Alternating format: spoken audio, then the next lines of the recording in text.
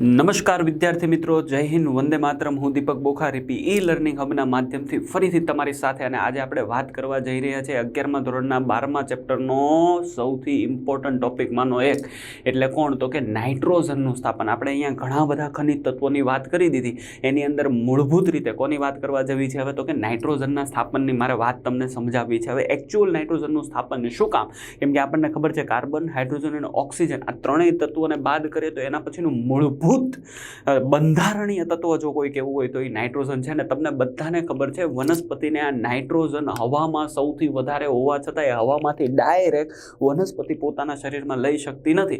જેવી રીતે પ્રકાશ સંશ્લેષણ દરમિયાન કાર્બન ડાયોક્સાઇડને લે એવી રીતે તો એને આ નાઇટ્રોજન ક્યાંથી લેવો પડે છે? તો એને આ નાઇટ્રોજન જે છે એ જમીનમાંથી લેવો પડે છે. કયા સ્વરૂપે? અકાર્બનિક સ્વરૂપે લેવો પડે છે. એનો મતલબ હવામાંથી વનસ્પતિ નાઇટ્રોજન લેતી નથી. તો જમીનમાં નાઇટ્રોજન ક્યાંથી આવે છે? તો કે ક્યાંક ને ક્યાંક સૂક્ષ્મજીવો દ્વારા નાઇટ્રોજનનું સ્થાપન થઈ રહ્યું છે, અથવા તો કોઈક કુદરતી પ્રક્રિયાઓ દ્વારા નાઇટ્રોજનનું સ્થાપન થઈ રહ્યું છે, જેના દ્વારા વનસ્પતિને જમીનમાંથી કોણ મળે છે? નાઇટ્રોજન મળે છે. તમે નાના ધોરણમાં ભણતા હતા ત્યારે તમને નાઇટ્રોજન વિશે સમજાવવામાં આવ્યું હતું કે હવાની અંદર એટલે કે વાતાવરણની અંદર નાઇટ્રોજનનું પ્રમાણ સૌથી વધારે કેટલું છે? 71%, 70 થી 71% જેટલું નાઇટ્રોજન છે. પછી બીજા નંબરે કોણ છે? ઓક્સિજન છે. ને ત્યાર પછીના બધા વાયુઓ બહુ રેર માત્રામાં, થોડી માત્રામાં છે, જેની અંદર કાર્બન ડાયોક્સાઇડનું પ્રમાણ પણ આપણે સમજીએ છીએ. તો તમે વિચારો કે નાઇટ્રોજન એટલો બધો હોવા છતાં વનસ્પતિની અંદર નાઇટ્રોજન ક્યાંથી લેવો પડે છે? જમીનમાંથી. તો આ નાઇટ્રોજનનું હકીકતમાં સ્થાપન કેવી રીતે થાય, કઈ રીતે થાય, નાઇટ્રોજન કઈ રીતે વનસ્પતિ પોતાના સ્વરૂપમાં શોષણ કરે, કઈ રીતે જૈવિક દ્રવ્ય બનાવે એટલે કે કાર્બનિક ઘટકો બને, ચાલો તો એની આપણે શરૂઆત કરવા જવી છે. તો આજનો આપણો ટોપિક છે ખનિજ તત્વોની આવશ્યકતામાં નાઇટ્રોજનનું સ્થાપન. તો શરૂઆત કરીએ છીએ આપણે નાઇટ્રોજનના સ્થાપનની. ક્લિયર મિત્રો? તો અહીંયા તમને એક નાનકડો મસ્ત મજાનો એક ચાર્ટ દેખાડેલો છે. આ ચાર્ટ તમારે મોઢે કરી લેવાનો છે, એટલે જેટલું મનમાં આને નાખી શકાય એટલું આની એક પ્રિન્ટ મસ્ત મજાનો ફોટો પાડી લેવાનો છે. ઓકે, કઈ રીતે ચાર્ટ છે બેઝિકલી પહેલાં સમજાવું, પછી આપણે ચોપડીની અંદર કઈ રીતે લખ્યું છે એને સમજવા જઈએ. એટલે તમે જો અહીંયા મેં લખી દીધું છે વાતાવરણીય નાઇટ્રોજન. શું લખી દીધું છે મિત્રો? તો મેં અહીંયા લખી દીધું છે વાતાવરણીય નાઇટ્રોજન. એનો મતલબ હવાની અંદર રહેલો નાઇટ્રોજન. આવી વાત મેં તમને અહીંયા સમજાવી દીધી. હવે વાતાવરણીય નાઇટ્રોજન 2 થી 3 રીતે જમીનની અંદર સ્થાપિત થાય. એમાંથી એક લખ્યું છે ઔદ્યોગિક નાઇટ્રોજનનું સ્થાપન, એટલે ઉદ્યોગો દ્વારા, મનુષ્ય દ્વારા આપણે શું કરીએ છીએ? ઉદ્યોગોની અંદર નાઇટ્રોજનનું સ્થાપન કરીએ છીએ. એનો મતલબ આપણે અહીંયા સાદી ભાષામાં વાત કરીએ છીએ ચોક્કસ પ્રકારનું ખાતર બનાવવાની. તમને બધાને ખબર હશે, ઇવન આપણે ગુજરાતમાં રહીએ છીએ, ગુજરાતની અંદર જો તમે કોઈ દિવસ નેશનલ હાઈવે નંબર 8 જે પહેલા કહેવાતો એ નેશનલ હાઈવે નંબર 8 પર તમે જાઓ સુરતથી અમદાવાદ સુધી, તો વડોદરા પાસે એક બહુ મોટી ફેક્ટરી આવેલી છે GSFC, Gujarat state fertilizer company, જેમના દ્વારા એક ખૂબ મોટું ખાતર બનાવવાનું કામ ચાલે છે, ખાસ કરીને રાસાયણિક ખાતર જેનું નામ છે યુરિયા. રાઈટ? તો યુરિયા નાઇટ્રોજન બેઝડ ખાતર છે. રાઈટ? તો ત્યાં ઔદ્યોગિક રીતે નાઇટ્રોજનનું સ્થાપન કરીને નાઇટ્રોજન બેઝડ ખાતર બનાવવામાં આવે છે, કે જેની શું કરવામાં આવે? દરેક જગ્યા પર ખેડૂતોને એની વહેંચણી કરવામાં આવે, અથવા તો ગવર્મેન્ટ દ્વારા કે પછી ખેડૂતો પોતે ખરીદીને નાઇટ્રોજન યુક્ત ખાતર ખરીદે પોતાના જમીનની અંદર નાઇટ્રોજનની ગુણવત્તાને ઉપર લાવે, સુધારે, જેના કારણે થઈને પાકની ઉત્પાદકતા શું થતી હોય? વધતી હોય. રાઈટ? બીજું લખ્યું છે ઇલેક્ટ્રિક નાઇટ્રોજનનું સ્થાપન, અથવા તો લખ્યું છે વીજ ચમકારા દ્વારા. એનો મતલબ આ નાઇટ્રોજનનું સ્થાપન કેવું છે? કુદરતી નાઇટ્રોજનનું સ્થાપન છે. એટલે આને મારે કેવું હોય તો હું શું કહી શકું? તો કે આ કુદરતી નાઇટ્રોજનનું સ્થાપન છે. ક્લિયર? અને ત્રીજું અહીંયા લખ્યું છે ડીનાઇટ્રિફિકેશન. જો આ ઔદ્યોગિક નાઇટ્રોજનનું સ્થાપન, ઇલેક્ટ્રિક કે વીજ ચમકારા દ્વારા નાઇટ્રોજનનું સ્થાપન અને જૈવિક નાઇટ્રોજનનું સ્થાપન. તો આ ત્રણે રીતની અંદર નાઇટ્રોજન જે છે એ ક્યાં જાય છે બાળ મિત્રો? તો કે જમીનમાં જાય છે. ક્લિયર? તો આ ત્રણેય પ્રક્રિયા જે થાય છે એને આપણે કહીએ છીએ નાઇટ્રિફિકેશન. કઈ પ્રક્રિયા કહે? જો આ એક ડેફિનેશન સમજવાની છે. નાઇટ્રિફિકેશન. ચાલો આખો શબ્દ હું એક જ લાઈનમાં લખવાની પ્રયાસ કરું એટલે આપણને બધાને ખબર પડે કયો શબ્દ કહેવાય? નાઇટ્રિફિકેશન. આ શબ્દથી બોલાય. કોને બોલાય? તો કે આ જૈવિક નાઇટ્રોજન ઔદ્યોગિક અને ઇલેક્ટ્રિક દ્વારા. હવે આ નાઇટ્રોજન ફરીથી જો વાતાવરણની અંદર જાય છે ત્યારે કયો શબ્દ બોલાય છે? ડીનાઇટ્રિફિકેશન. એટલે નાઇટ્રિફિકેશનનું વિરોધી કોણ થઈ જશે? ડીનાઇટ્રિફિકેશન.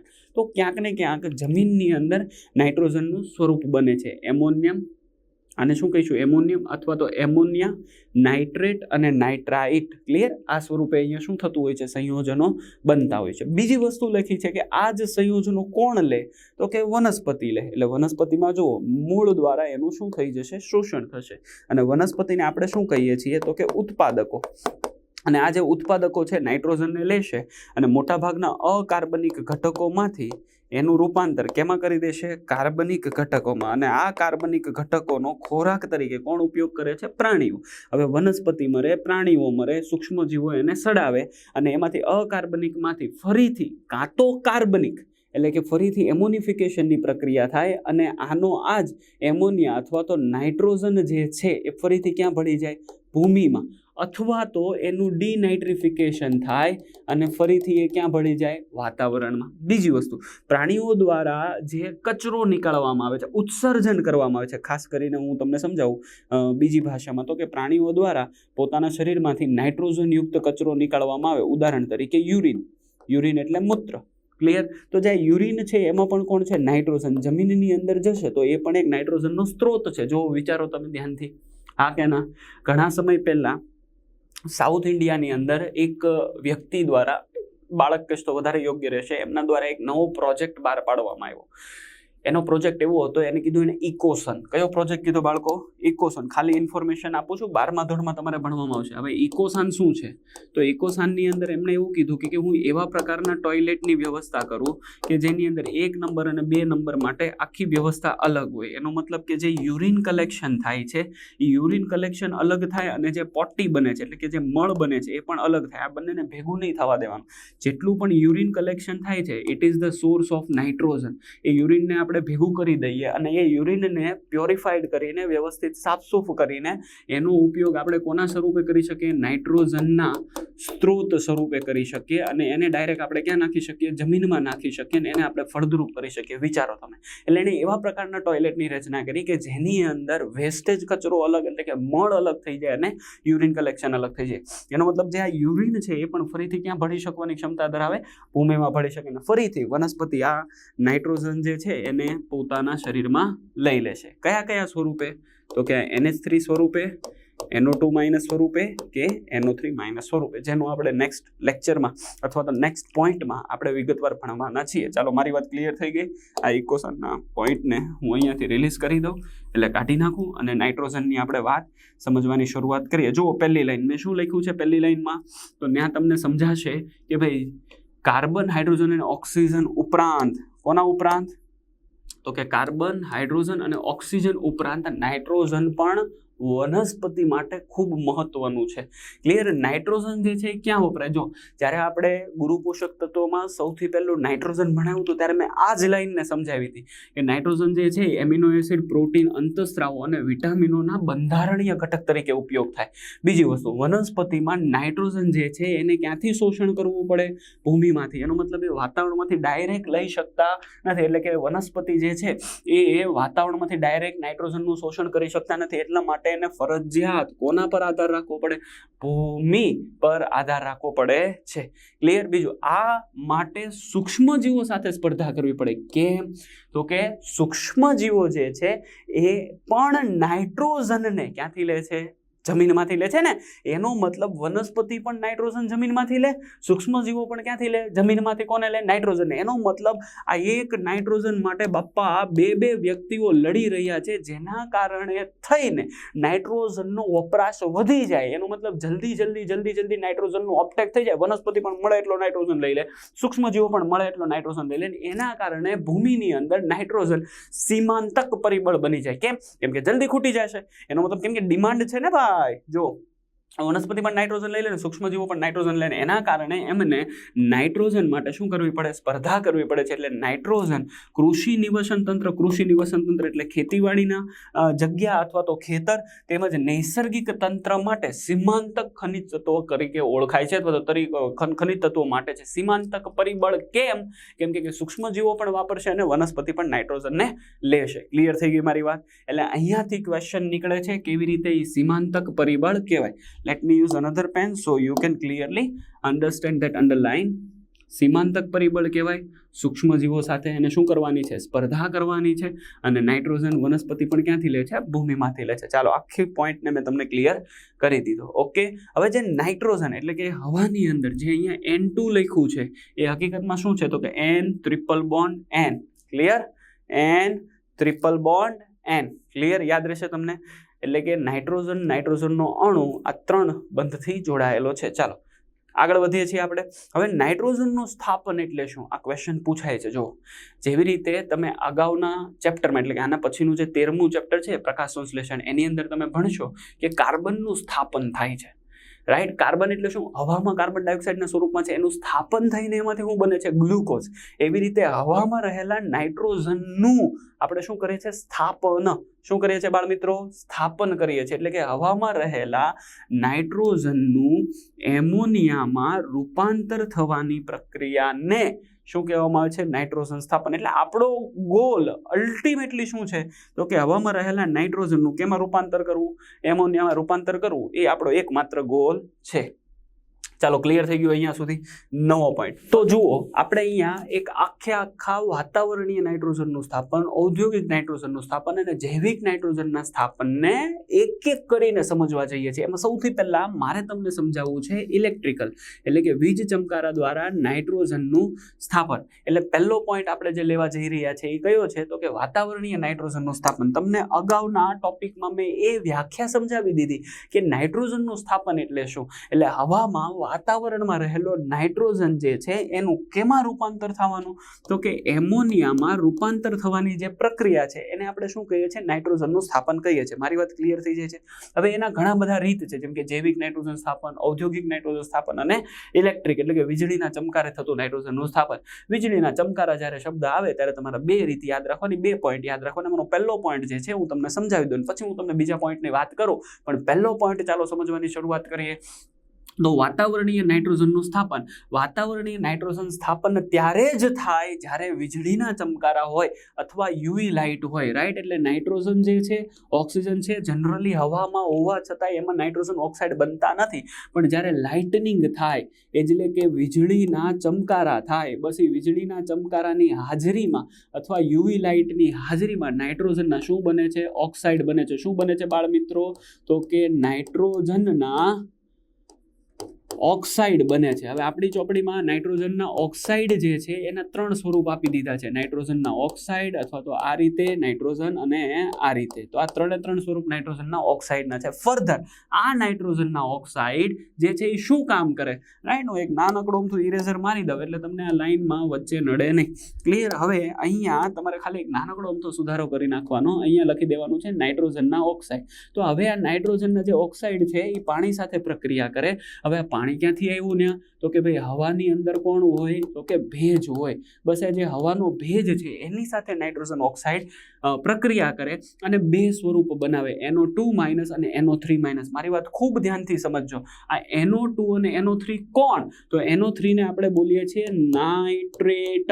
શું બોલીએ છીએ બાળ મિત્રો, નાઇટ્રેટ. અને આને આપણે બોલીએ છીએ નાઇટ્રાઇટ. ક્લિયર થાય તમને. એ ફર્ધર આગળ વધારે પ્રમાણમાં હવામાં રહેલો જે ભેજ છે એની સાથે પ્રક્રિયા કરે અને છેલ્લે એસિડનું સ્વરૂપ બનાવે, HNO2 અને HNO3નું સ્વરૂપ બનાવે. ને હવે આ એસિડ સ્વરૂપે વાતાવરણમાં રહેલો નાઇટ્રોજન જે છે એ આ રીતે ક્યાં આવે છે, જમીનમાં પ્રસ્થાપિત થાય છે. એટલે કે જમીનમાં નાઇટ્રોજનનું શું થઈ જાય છે બાળ મિત્રો, સ્થાપન થઈ જાય છે. ચાલો, મારી આખી વાત અહીંયા તમને ક્લિયર થઈ જાય. તો ભાઈ વીજળીના ચમકારે પહેલી વસ્તુ થઈ, નાઇટ્રોજનનું સ્થાપન થયું. નાઇટ્રોજન ઓક્સિજન સાથે વીજળીના ચમકારાની હાજરીમાં જોડાઈ નાઇટ્રોજનના ઓક્સાઇડ બનાવે. નાઇટ્રોજનના ઓક્સાઇડ પાણી સાથે પ્રક્રિયા કરે, નાઇટ્રાઇટને નાઇટ્રેટમાં ફેરવાય અને ફર્ધર પાણી સાથે પ્રક્રિયા કરે અને છેલ્લે એસિડના સ્વરૂપમાં જમીનની અંદર પડે અને જમીનમાં નાઇટ્રોજનનું કુદરતી રીતે શું થઈ જાય છે, સ્થાપન થઈ જાય છે. અને બીજી પ્રક્રિયા તમને બધાને ખબર છે, આપણે ત્યાં લોકવાહિકા છે, આપણે ત્યાં એક લોકગીત છે અને ખૂબ મજાનું લોકગીત છે. કાઠિયાવાડી લોકો અથવા તો કાઠિયાવાડમાં રહેતા લોકોએ કદાચ આ ગીત અવારનવાર સાંભળ્યું હશે કે ભાઈ વીજળીના ચમકારે મોતીડા પરોવો પાનબાઈ. આપણે ભણવામાં પણ આવતું. રાઈટ, તો વીજળીના ચમકારે 2 કામ થાય. રાઈટ, અપાર્ટ ફ્રોમ ધીસ, આને ઘડીક વાર માટે સાઈડમાં મૂકી દેજો, થોડી ઘણી હસી મજાક. પણ મારે તમને જે સમજાવવું છે એ છે વીજળીનો. આપણે નીટ હાટો વીજળીનો કયો ચમકારો યાદ રાખવાનો, તો કે વીજળીનો આ ચમકારો યાદ રાખવાનો કે વાતાવરણીય નાઇટ્રોજનનું સ્થાપન. અને વીજળીના ચમકારે શું થાય, મોતીડા નથી બરાબર, નાઇટ્રોજનનું સ્થાપન કરવાનું છે. રાઈટ, તો નાઇટ્રોજનના ઓક્સાઇડ બને, પાણી સાથે પ્રક્રિયા કરે એસિડ, અને એસિડ સ્વરૂપે શું થઈ જાય, જમીનની ઉપર પડશે અને નાઇટ્રોજનનું આપણે વાતાવરણીય સ્થાપન કરીએ છીએ. ચાલો, તો આ પહેલો પોઈન્ટ મેં તમને સમજાવ્યો. આના સિવાય પણ નાઇટ્રોજનના ઓક્સાઇડનો સ્ત્રોત કયો, એટલે હવામાં વાતાવરણમાં નાઇટ્રોજનના ઓક્સાઇડ ક્યાંથી આવે, તો તમારે યાદ રાખવાનું છે ઔદ્યોગિક દહન, જંગલમાં લાગેલી આગ, વાહનોનો ધુમાડો અને વીજ ઉત્પાદન કરતા કેન્દ્રથી પણ, એટલે કે આ 4 પોઈન્ટ ખૂબ ઇમ્પોર્ટન્ટ છે, આપણી ચોપડીમાં આપેલા છે. નીટ માટે ઓપ્શનની અંદર તમને મૂકી શકે કે આ 4 ઘટકો એ વાતાવરણમાં નાઇટ્રોજનના ઓક્સાઇડનો સ્ત્રોત છે. શું છે બાળ મિત્રો? તો કે સ્ત્રોત છે. ક્લિયર? ખ્યાલ આવી જશે તમને. એનો મતલબ કે વાતાવરણમાં નાઇટ્રોજન ઓક્સાઇડ આના દ્વારા પણ આવે કે જેનો ફર્ધર પ્રક્રિયા થઈને નાઇટ્રોજનનું જમીનમાં શું થઈ શકે? સ્થાપન થઈ શકે. એનો મતલબ મેં તમને અત્યારે આ પહેલો પોઈન્ટ ક્લિયર કર્યો. હવે મારે તમને લઈ જવો છે બીજા પોઈન્ટ પર, એટલે ઔદ્યોગિક નાઇટ્રોજન સ્થાપન. પણ એની પહેલા મારે તમને એક બીજી વ્યાખ્યા સમજાવે છે. જુઓ, એક વ્યાખ્યા સમજવી બહુ જરૂરી છે. પહેલા આપણે નાઇટ્રોજનનું સ્થાપન સમજ્યા, હવે આપણે બીજી વ્યાખ્યા તરફ જઈએ છીએ, જેનું નામ છે એમોનિફિકેશન. અહીંયા જે એમોનિફિકેશન લખ્યું છે તમે આની અંદર ગોતશો તો પણ તમને એમોનિફિકેશનની પોઈન્ટ અથવા તો લખાણ મળી જશે. એમોનિફિકેશન એટલે શું હું તમને સમજાવું.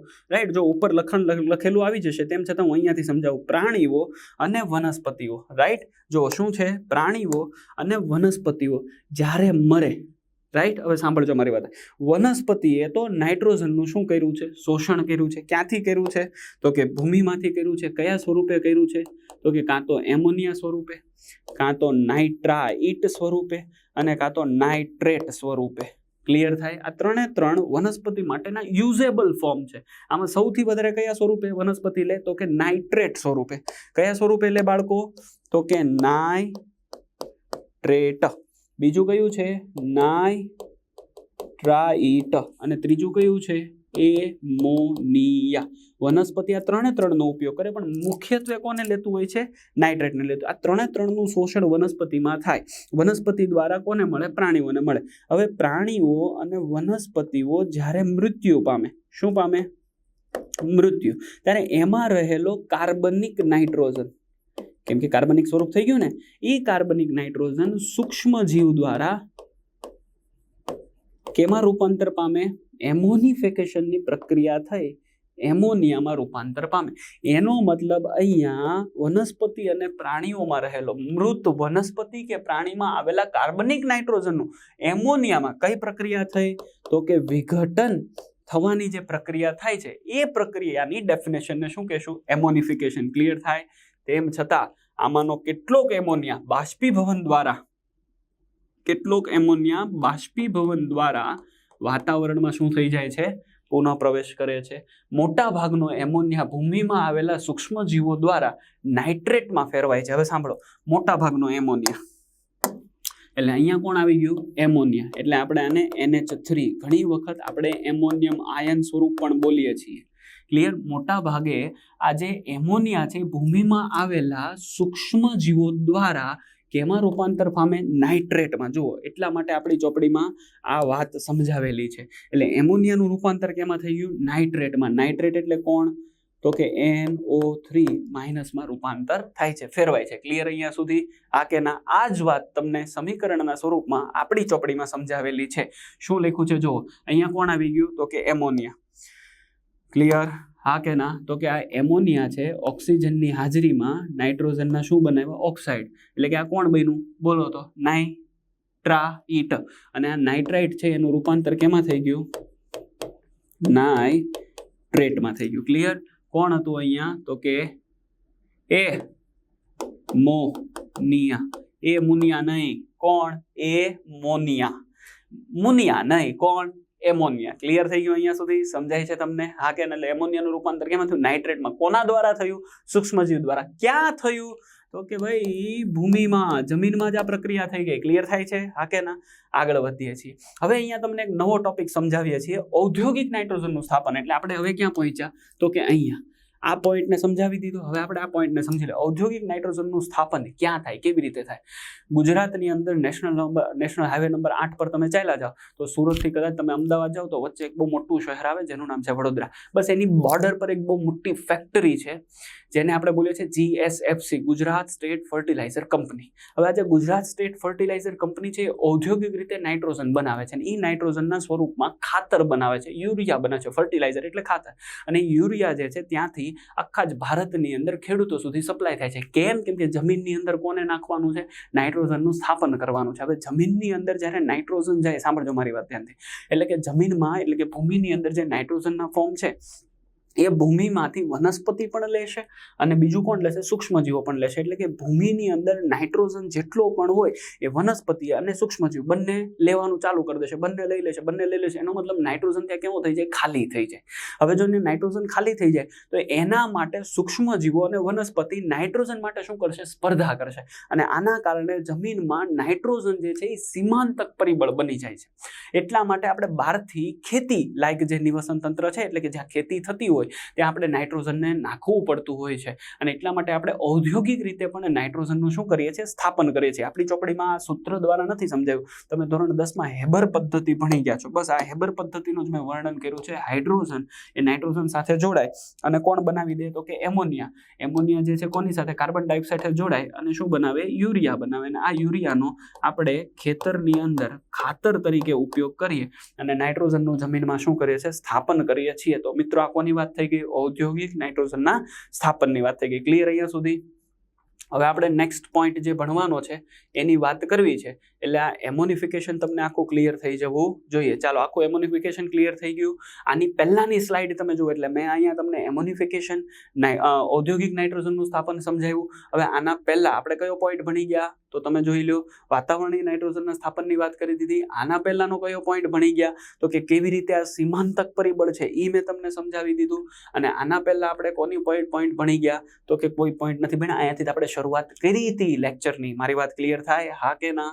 તો આ આખો પોઈન્ટ તમને માત્ર આ એક પોઈન્ટ એટલે કે આ એક ચક્કડું સમજાવવા માટે હતો કે ભાઈ વાતાવરણીય નાઇટ્રોજનનું સ્થાપન, ઔદ્યોગિક સ્થાપન થયું અને ઇલેક્ટ્રિક એટલે કે વીજ ચમકારા દ્વારા વાતાવરણીય નાઇટ્રોજનનું સ્થાપન અને ઔદ્યોગિક નાઇટ્રોજનનું સ્થાપન મેં તમને સમજાવ્યું. આની સાથે એની પ્રક્રિયા સમજાવી, કેવી રીતે થાય એ સમજાવ્યું. પણ હજી મારે તમને આ જૈવિક નાઇટ્રોજન સ્થાપન સમજાવવાનું બાકી છે ને આપણો રિયલ ટોપિક છે. કેમ કે બાયોલોજીની અંદર તો આપણે જીવની વાત કરશું ને, એટલે જૈવિક નાઇટ્રોજન સ્થાપન મારે તમને સમજાવવું છે. અહીંયા એક જનરલ ઓવરવ્યૂ આપ્યો છે. આ જનરલ ઓવરવ્યૂને આપણે ચકાસીએ, સમજીએ. રાઈટ? અહીંયા કોણ હશે? આ કોણ છે? તો કે વાતાવરણીય નાઇટ્રોજન. રાઈટ? ક્યાં જાય? તો કે જો વીજળીના ચમકારા થાય અને વીજળીના ચમકારા થાય ત્યારે નાઇટ્રોજન શું થાય? સ્થાપન. એટલે અહીંયા હું લખી દઉં વાતાવરણીય, લખું ને, વાતાવરણીય નાઇટ્રોજનનું સ્થાપન કોના દ્વારા થયું? તો કે વીજળીના ચમકારા દ્વારા. ક્લિયર થાય છે? વીજળીના ચમકારા દ્વારા નાઇટ્રોજન અહીંયા આવે. રાઈટ? ત્યાર પછી જો અહીંયા લખ્યું છે એમોનિફિકેશન. હવે એમોનિફિકેશનની આખી પ્રોસેસ તમને ખબર પડી ગઈ. સૂક્ષ્મજીવો શું? વનસ્પતિ પ્રાણીઓ મરે એટલે એનું કાર્બનિકનું રૂપાંતર કેમાં થાય? એમોનિયામાં થાય ને. વિઘટન થઈને કોણ બને? એમોનિયા. આ જ એમોનિયા સૂક્ષ્મજીવ દ્વારા, કોના દ્વારા? તો કે સૂક્ષ્મજીવો દ્વારા. એટલે હું એ લખી દઉં સૂક્ષ્મજીવો દ્વારા શું થઈ જશે? તો કે નાઇટ્રાઇટ કે નાઇટ્રેટમાં રૂપાંતર થાય. રાઈટ? અને અહીંયા જો નાઇટ્રાઇટ કે નાઇટ્રેટમાં જે રૂપાંતર થવાની પ્રક્રિયા છે એને શું કીધું? નાઇટ્રિફિકેશન. હવે જે આ મોટા ભાગનો નાઇટ્રેટ બને એને ફરીથી ઉપયોગમાં કોણ લઈ લે? વનસ્પતિ લઈ લે. વનસ્પતિમાં ફરીથી કોનો ઉપયોગ થશે? તો કે નાઇટ્રોજન વનસ્પતિમાં ફરીથી પાછો આવે. પણ અલ્ટિમેટલી એનું શોષણ તો ક્યાંથી થાય? ભૂમિમાંથી થાય. હવે જો ભૂમિની અંદર યુઝેબલ ફોર્મ કયા બને? એમોનિયમ, નાઇટ્રાઇટ અને નાઇટ્રેટ. રાઈટ? હવે બીજું લખ્યું છે એક ચોક્કસ પ્રકારના બેક્ટેરિયા. આની વાત આપણે આગળ ભણવાના છીએ, જેને આપણે કહીશું નાઇટ્રીફાઈંગ બેક્ટેરિયા.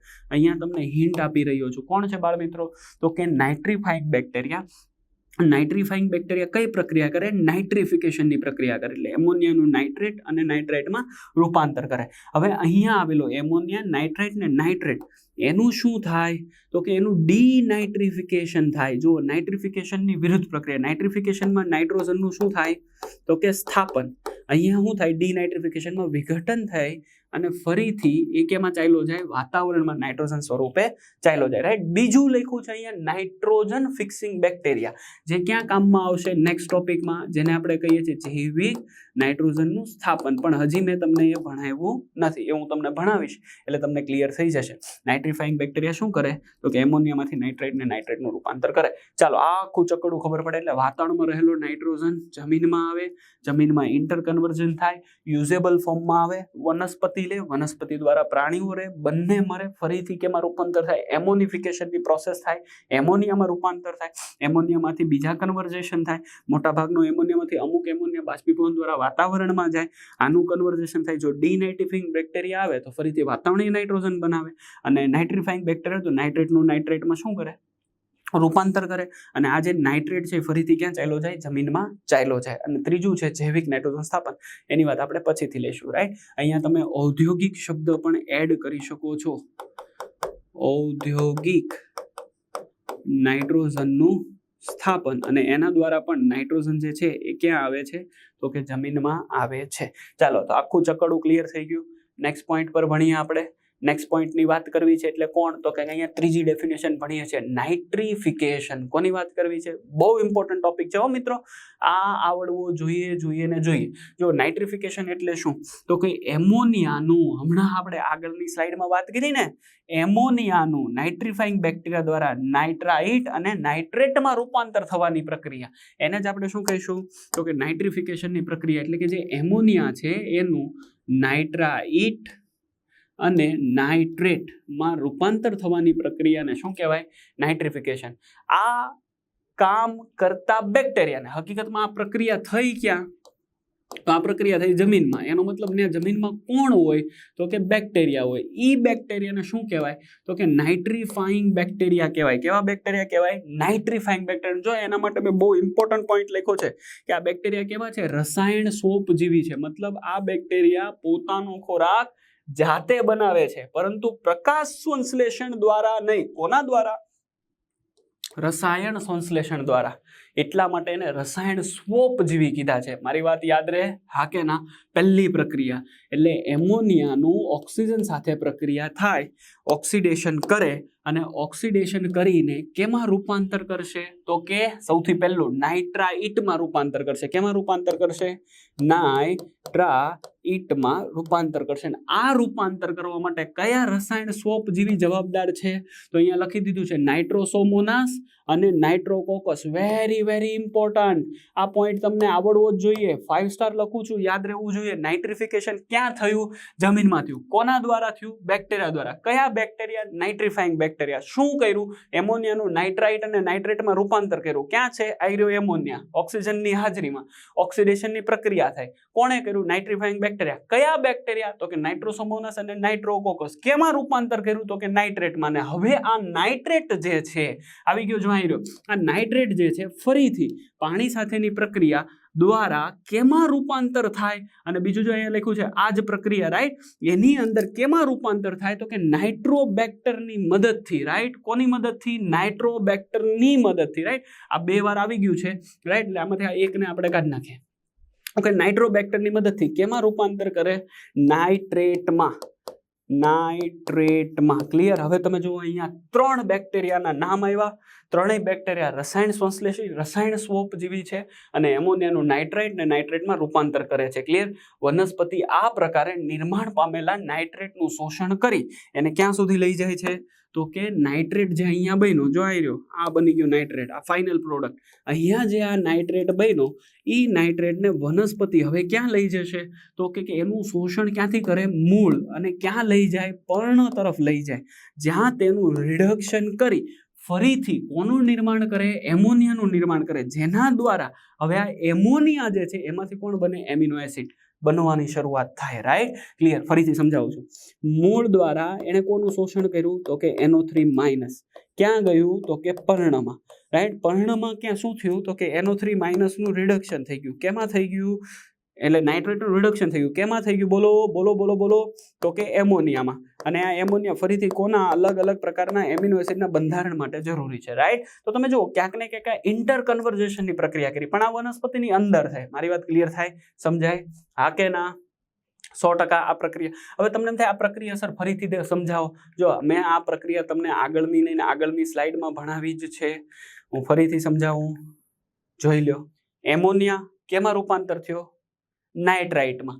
અને નાઇટ્રાઇટ કેમાં રૂપાંતર થઈ ગયો, નાઇટ્રેટમાં. કોણે કર્યું, રસાયણ સોપ જેવી બેક્ટેરિયા. કયા, નાઇટ્રોસોમોનાસ અને નાઇટ્રોકોકસ. એમણે આ પ્રક્રિયા કરી, અને આ પ્રક્રિયા કોણે કરી, નાઇટ્રોબેક્ટર.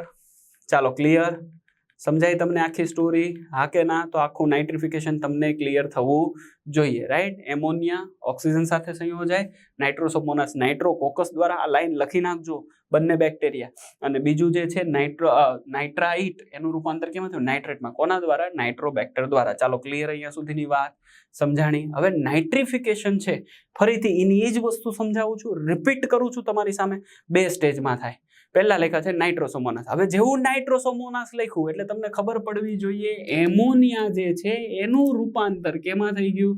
નાઇટ્રાઇટમાં, રાઈટ? હું ગુજરાતીમાં પણ લખું એટલે તમને ખ્યાલ આવે. કોણ છે? એમોનિયમ આયન, અથવા તો હું શું લખી દઉં? એમોનિયા. કઈ પ્રક્રિયા કહેવાય આને? નાઇટ્રિફિકેશનની પ્રક્રિયા. કેમાં રૂપાંતર થયું? નાઇટ્રાઇટ. કોણે કર્યું? તો કે નાઇટ્રોસોમોનાસ, અથવા તો કયા બેક્ટેરિયા લઈ લેવાના? બોલો. નાઇટ્રોસોમોનાસ અને નાઇટ્રોકોકસ.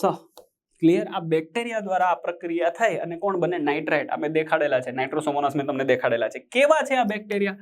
રસાયણ સ્વોપજીવી. હા કે ના? ચાલો, ક્લિયર. નેક્સ્ટ પોઈન્ટ ને લઈ લઈએ. નાઇટ્રોબેક્ટર, રાઈટ? નાઇટ્રોબેક્ટર શું કરે? અહીંયા જે આ નાઇટ્રાઇટ બન્યું એનું રૂપાંતર કેમાં કર્યું? નાઇટ્રેટ. કેમાં રૂપાંતર કર્યું? નાઇટ્રેટ.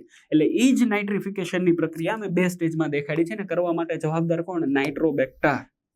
ચાલો, ક્લિયર અહીંયા સુધી સમજાય છે? હવે આ ભૂલાવવું જોઈએ નહીં. એટલે મેં તમને આ ઓછામાં ઓછું 2 વાર રિવિઝન કરાયું. આ પોઈન્ટ ભૂલાવો ન જોઈએ, કેમ કે બહુ ઇમ્પોર્ટન્ટ છે. ચાલો, ક્લિયર અહીંયા સુધી?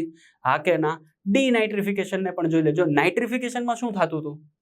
નાઇટ્રિફિકેશનમાં એમોનિયાનું રૂપાંતર નાઇટ્રેટમાં કરતા. આનું ઉલટું, એમોનિયા અને નાઇટ્રેટનું રૂપાંતર નાઇટ્રોજનમાં કરી દેવાનું.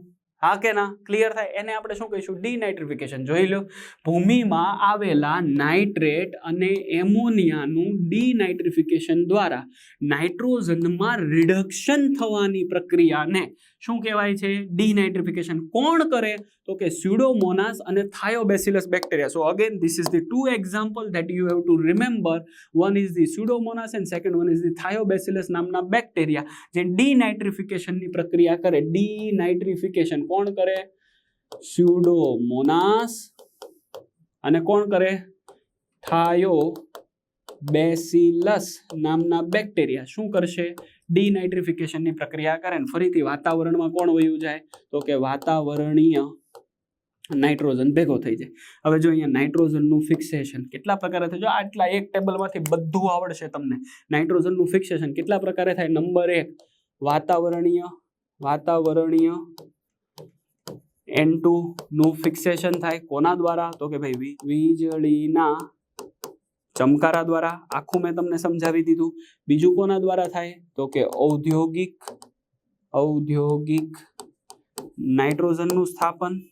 અને ત્રીજું આપણે ભણવાના છીએ આગળ, શું છે? તો કે જૈવિક નાઇટ્રોજનનું સ્થાપન, જેના દ્વારા નાઇટ્રોજન ક્યાં આવે? ભૂમિમાં આવે. હવે અહીંયા કોના સ્વરૂપે લખ્યું? એમોનિયા. હવે તમને ખબર છે, જો ડેફિનેશન યાદ કરો, એમોનિયામાંથી નાઇટ્રાઇટ, અહીંયા ખાલી હું ઈટ લખું છું અને અહીંયા લખું છું નાઇટ્રેટ માં રૂપાંતર થવાની પ્રક્રિયા કોણ કરે? નાઇટ્રિફિકેશન કરે, રાઈટ? એટલે ધારો કે આને હજી મારે સારી રીતે સમજાવવું હોય તો હું ખાલી અહીંયા પહેલા લખી દઉં NO2-. તો આ જે પ્રક્રિયા છે એ પણ નાઇટ્રિફિકેશન ને NO2- માંથી NO3 બનવાની પ્રક્રિયા પણ કેવી? નાઇટ્રિફિકેશનની પ્રક્રિયા. આ કોણ કરે? એટલે એમોનિયાનું NO2- માં રૂપાંતર કોણ કરે? તો એના માટે 2 જવાબદાર, નાઇટ્રોકોકસ અને બોલો નાઇટ્રોસોમોનાસ. અને આનાથી NO2- જે છે એમાંથી NO3- માટે કોણ જવાબદાર? નાઇટ્રિફિકેશનની પ્રક્રિયા. ગુજરાતી લખી દઉં, નાઇટ્રિફિકેશન. અને આના માટે કોણ જવાબદાર?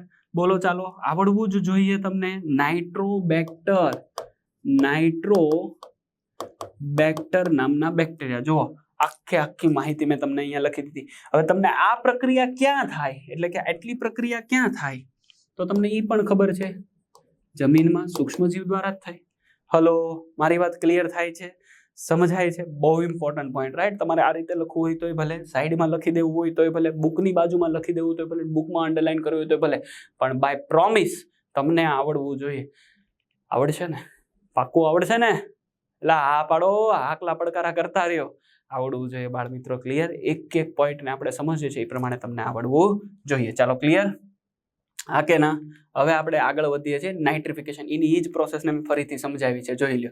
આપણે નાઇટ્રિફિકેશનમાં શું તો કે એમોનિયાનું નાઇટ્રાઇટ અને નાઇટ્રેટમાં રૂપાંતર થવાની પ્રક્રિયા. અને ડીનાઇટ્રિફિકેશન એટલે શું તો કે મારી પાસે આ નાઇટ્રાઇટ કે પછી નાઇટ્રેટ, કેમ ગયું નાઇટ્રેટ કે પછી નાઇટ્રોજનના ઓક્સાઇડ માંથી કેમાં રૂપાંતર થવાની પ્રક્રિયા? નાઇટ્રોજનમાં રૂપાંતર થવાની પ્રક્રિયાને ડીનાઇટ્રિફિકેશન કહેવાય. તમને જો એક એક ડેફિનેશન સમજાવી છે. ચાલો ક્લિયર? અને અહીંયા ફરીથી મસ્ત મજાનું કોણ આવી ગયું છે? Thank you. તો આ જે આખો ટોપિક હતો થોડો લેન્ધી છે, ઇમ્પોર્ટન્ટ છે, ને અહીંયા મેં મોટા ભાગની કેટલી વાત કરી નાખી. નાઇટ્રોજનનું સ્થાપન, એમોનિફિકેશન, નાઇટ્રિફિકેશન, ડીનાઇટ્રિફિકેશન, નાઇટ્રોજનના સ્થાપનની 3 રીત, વાતાવરણીય, ઔદ્યોગિક અને ત્રીજી કઈ? જૈવિક. જૈવિક નાઇટ્રોજનનું સ્થાપન બાકી રહ્યું, જેને આપણે નેક્સ્ટ લેક્ચરમાં લઈશું. ક્લિયર છે? જય હિન્દ, વંદે માતરમ.